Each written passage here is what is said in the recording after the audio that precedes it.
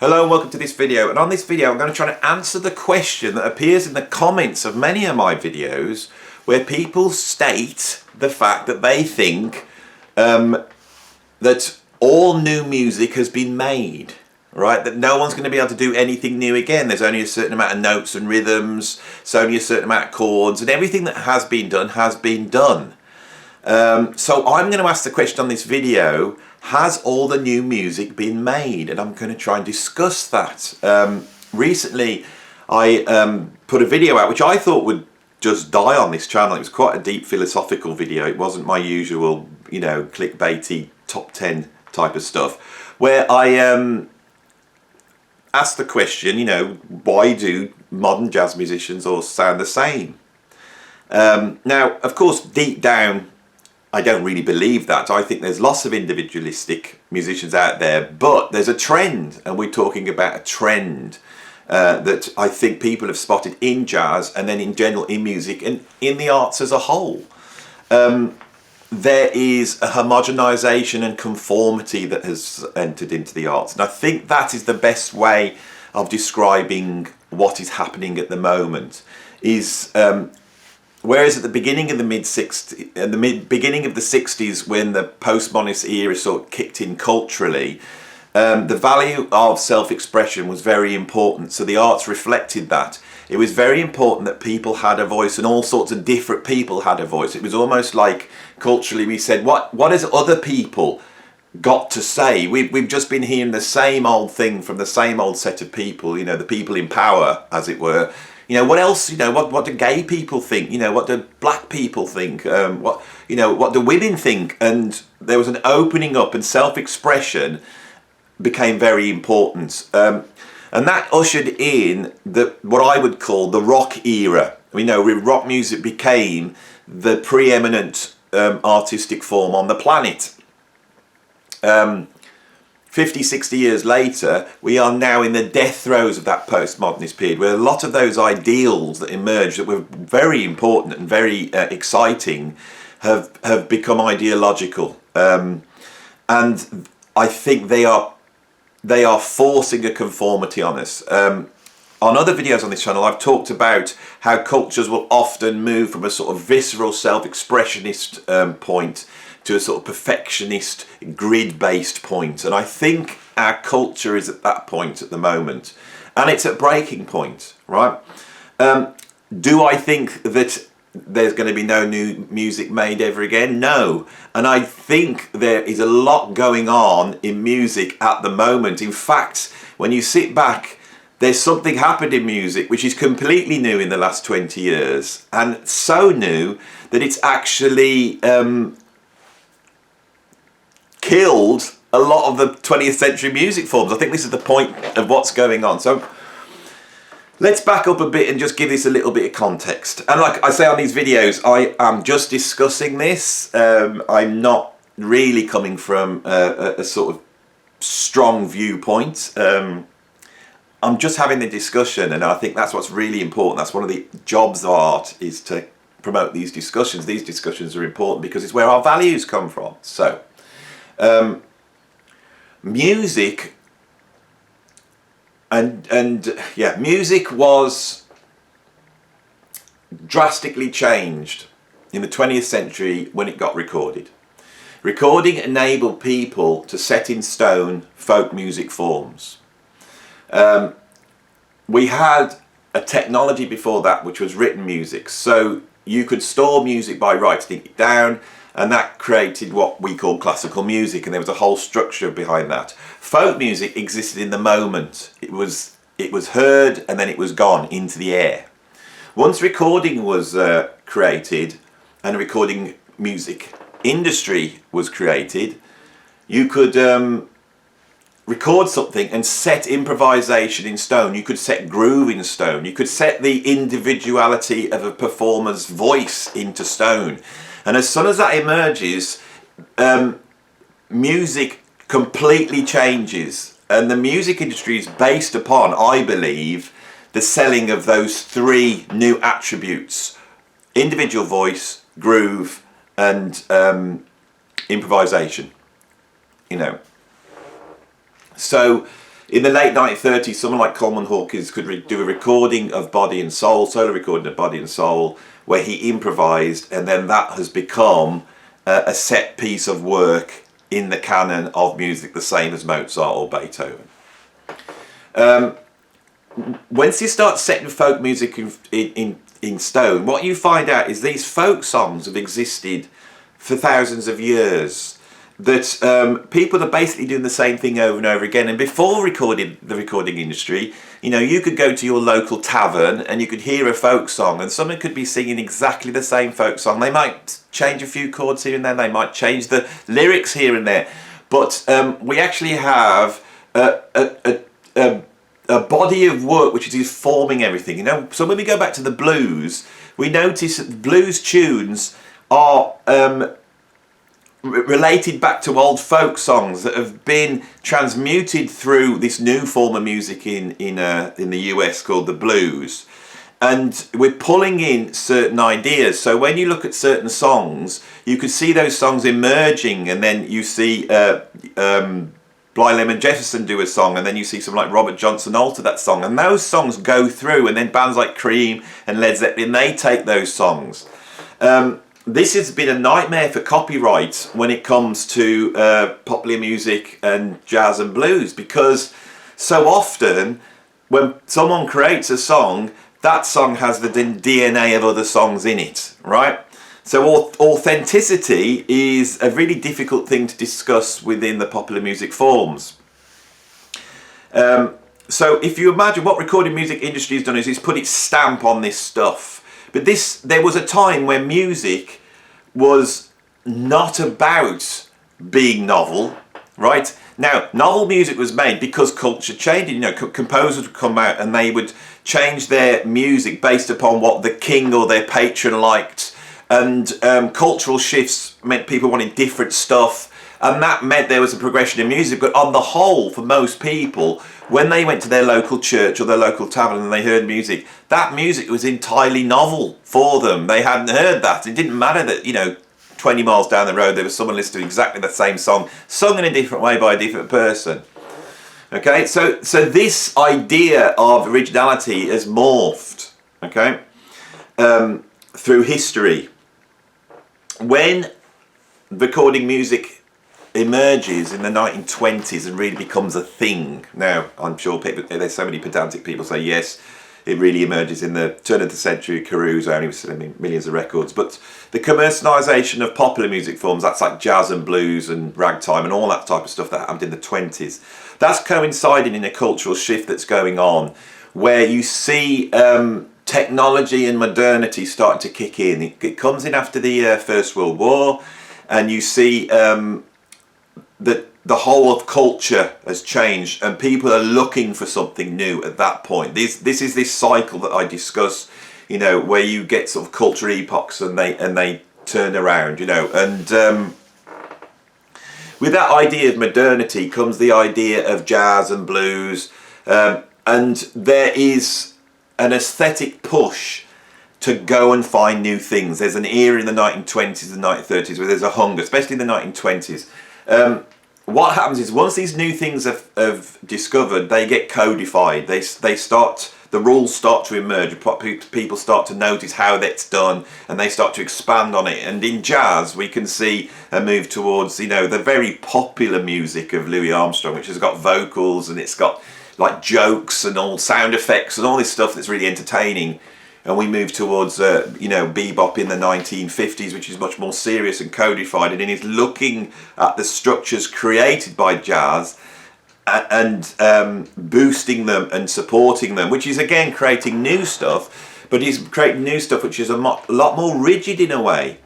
And then we start to see the cracks of that. And in jazz, when we get to the postmodern era in the 1960s and people are talking a lot more about individualism and self-expression, we see the emergence of free jazz, where those rules are deliberately being broken, and you can see musicians pushing against that. And then suddenly in the early 60s we have a cultural shift again, and that starts up. So I think for me, this is really what informs newness. Okay, now if you were a classical, and I've got this from the Ken Burns jazz documentary, somebody says it on there, and I think it's true. If you were a classical academic in the 1920s looking for the next great American composer, you would be not looking in the world of jazz. You would be not looking towards Duke Ellington or Louis Armstrong, but those were the guys. You'd be looking elsewhere. Okay? Now,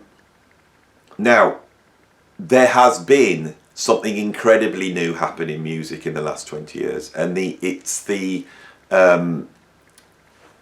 proliferation of digital technology. And digital technology has come along and completely changed music in the same way as recorded music did, commercial recorded music did and the radio as well, that was another thing, did in the 1920s and 1930s. It's absolutely changed the world. I mean, it's really hard for me to explain how much it has changed everything. Digital technologies mean that people don't need a recording contract to pay to go into a record studio to make an album. They can make music on their own in their bedroom. And they can make music on their own in their bedroom without instruments. Okay? You don't need to be able to have a drummer there to put the drum beat down for you. You don't need to have a bass player to put the bass line down. That's a big change. You know, people have now, through the democratization created by digital recording, can make music themselves. Totally.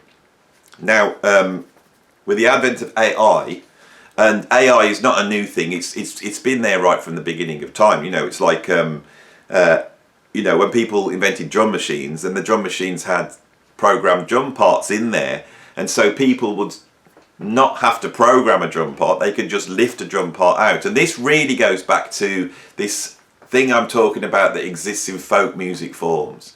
There are these things that are set, and you pick them up and you drop them in. You drop that drum beat in, you drop that bass line in, you drop that chord progression in. The internet has proliferated chord progression, so now people don't need to be able to know about harmony. They can just go and grab a chord progression and drop it into their DAW and grab a drum beat, and they can basically assemble music together from these component parts.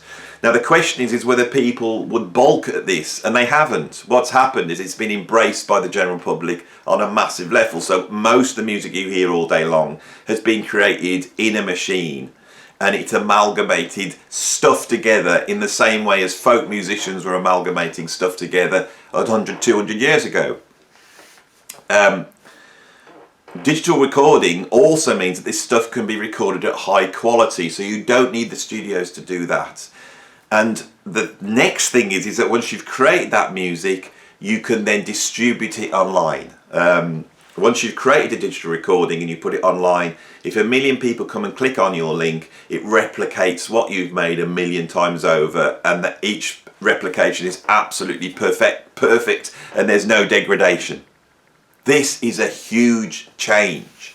So the question is not whether new music's being made or not. Of course new music's being made. Anybody who jumps on YouTube and starts listening to these albums like Oasis, you know, this new album that's came out that's been created by AI, which is basically an Oasis album, that is completely new. And believe me, it's a bigger shockwave than anything Charlie Parker or Schoenberg did. This is insane, right? People are making music now in their bedrooms, and they're doing things that people have never done before. So the real question is whether digital technologies are killing off the old 20th century music forms. Now, what happens when you kill a music form off? Well, there are new music forms emerge because culture needs them. And they do stuff, and nobody knows what the hell they're doing. People stand up and go, what's this new music for? What's this about? This is what jazz and blues did in the 1920s. And like I said, it gets codified. Once it gets codified, it becomes ideological. And people start to say, this is how you do this. Now, this is what I think's happened in all the 20th century music forms. Rock, metal, funk, you know, jazz, reggae.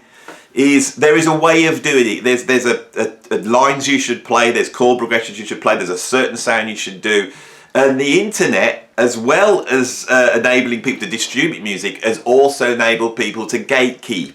So it's the general public that are gatekeeping now. It's not the record companies. In the 1960s, the record companies were the gatekeepers, but they didn't have a clue what was going on because this new thing was happening. So they would just sign Frank Zappa, and they'd sign Bob Dylan, and they'd sign Captain Beefheart because they just didn't know. You know, this is a thing that Frank Zappa has said, you know, that...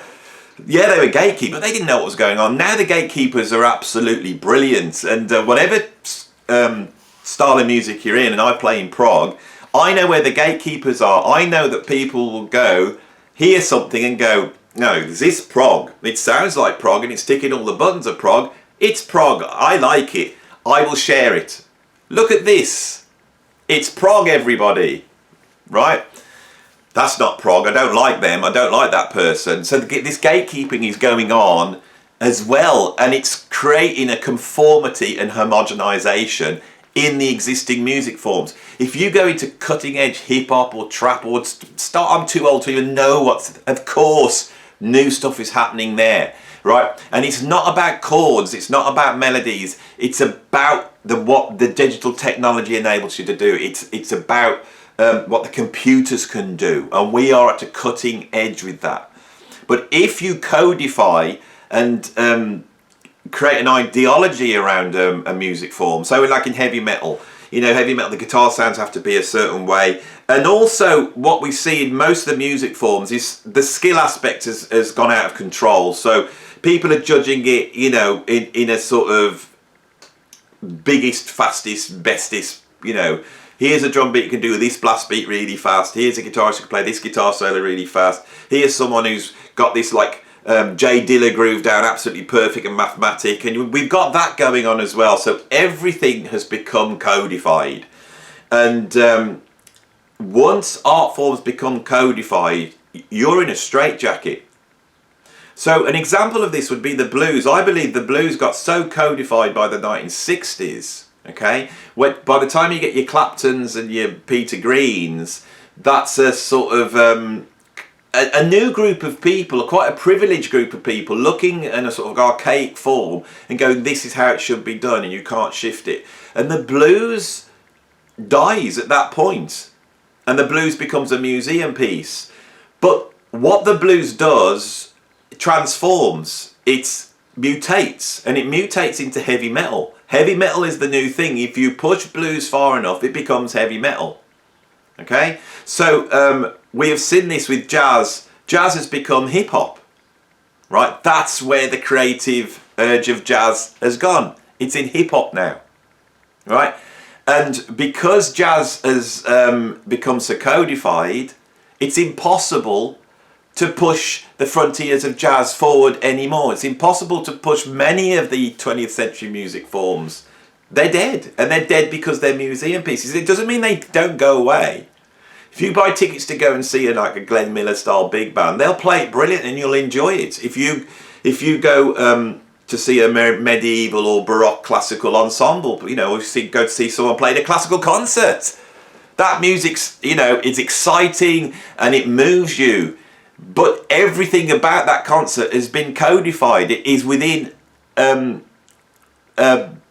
system that can't be budged anymore. It's a museum piece. If somebody comes on and says, well, I'm going to do Mozart on synthesizers or with trap drum beats, the Mozart, that becomes something else. All cultural art forms and music forms emerge in culture. They are vital and they are alive. Then they become codified, and usually when they first become codified, they create incredibly sublime stuff when everything is in balance, and then those things become a museum piece, and once they're a museum piece, they are dead. And what you see is that form stops advancing. This is why heavy metal hasn't changed really since 1995.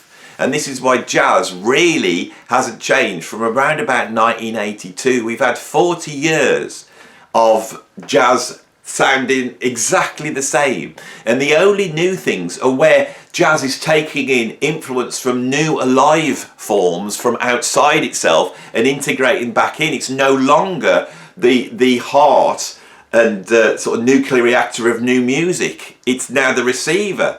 You know, so hip hop emerges, and then people mix, you know, jazz with a bit of hip hop.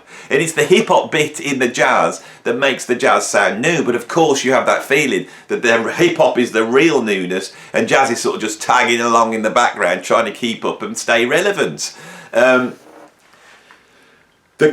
So many people mentioned a crop of new jazz musicians like Robert Glasper, Thundercat, Louis Cole. Yeah, I agree, these are all individuals, but they're individuals because they're pioneering outside the genre of jazz. And for most people, you know, when Thundercat gets up and plays a pop song, albeit with a ton of improvisation and jazz influence, it's the other stuff that's new. It's the newness is somewhere else. So I think for a lot of people our age that have grown up, you know, experienced that wonderful era of rock music that existed from the 1960s, you know, and was lasted for the last 60 years.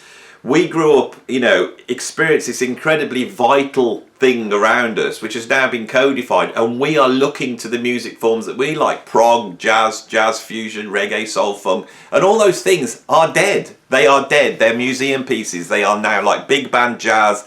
They are like medieval music, Gregorian chants. They are dead. They're dead forms. It doesn't mean you can't enjoy them. It doesn't mean that people can't do exciting stuff within those genres. But those genres are now codified. That is my opinion, I think, on this matter. So yeah, there's creative stuff going on in music, but it's going on elsewhere. And I think I'm probably just a bit too old to be able to get what's happening anymore. Right? I think that's the truth. So I hope you enjoyed this video. I've took the risk of doing another sort of philosophical based video, hoping that the algorithm will spot it, because I would love my channel to mutate to somewhere where we can talk about music. I try and keep these videos around about 20 minutes long, so you don't have to sit through like hours of me going on and on and on. But I've got a lot more to say on this. I'm only really opening the cracks of this discussion, but it's a great discussion to have.